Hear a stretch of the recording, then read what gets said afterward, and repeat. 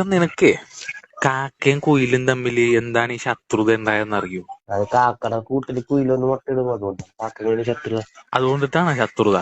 അതെ അതെ. അല്ല, പിന്നെ ശരിക്കും അതിന്റെ പുറകിൽ ഒരു വലിയ കഥയുണ്ട്. അതങ്ങനെ അധികം ആർക്കും അറിയാത്ത ഒരു കഥയാണ്. ചാറ്റൽ മഴ എന്ന് പറഞ്ഞ ഒരു എഴുത്തുകാരന് മാത്രമേ അറിയത്തുള്ളൂ. അത് ഞാൻ തന്നെ പോയി. കാക്കയും കുയിലും തമ്മിൽ പണ്ട് ഒരു പ്രശ്നം ഉണ്ടായിട്ടുണ്ട്.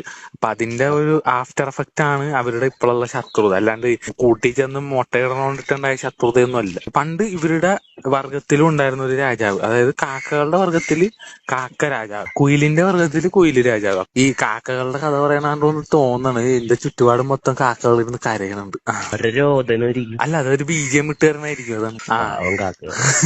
എടാ, ഇപ്പൊ ഇവരെന്ന് വെച്ച് കഴിഞ്ഞാല് ഒരു അയൽവക്കക്കാരെ പോലെ നല്ല രീതിക്ക് ജീവിച്ചു പോണായിരുന്നു, വലിയ വിഷയമൊന്നുമില്ലാണ്ട്. അപ്പൊ അങ്ങനെ ഇരിക്കണ സമയത്ത് ഈ കാക്ക വർഗത്തിൽ നിന്ന് ഒരു കാക്ക ചെറുക്കന് ഈ കുയില് വർഗത്തിൽ ഒരു കുയില് പെണ്ണിന്റെ അടുത്ത് പ്രേമം. ഇവരുടെ പ്രേമം ട്രൂ ലവ് ആയതുകൊണ്ടിട്ട് കാക്ക രാജാവും കുയില് രാജാവും ഒക്കെ തീരുമാനം എടുത്തിട്ട് ഇവര് രണ്ടുപേരും കല്യാണം കഴിപ്പിക്കാൻ തീരുമാനിച്ചു. എന്നിട്ട് കല്യാണം കഴിഞ്ഞിട്ട് ഇവരൊരു മരത്തില് ഒറ്റക്കാണ് കൂട് കെട്ടി താമസിക്കണം. മീൻസ് പുതിയ വീടെടുത്ത് താമസിക്കുമല്ലോ കല്യാണം കഴിഞ്ഞ്.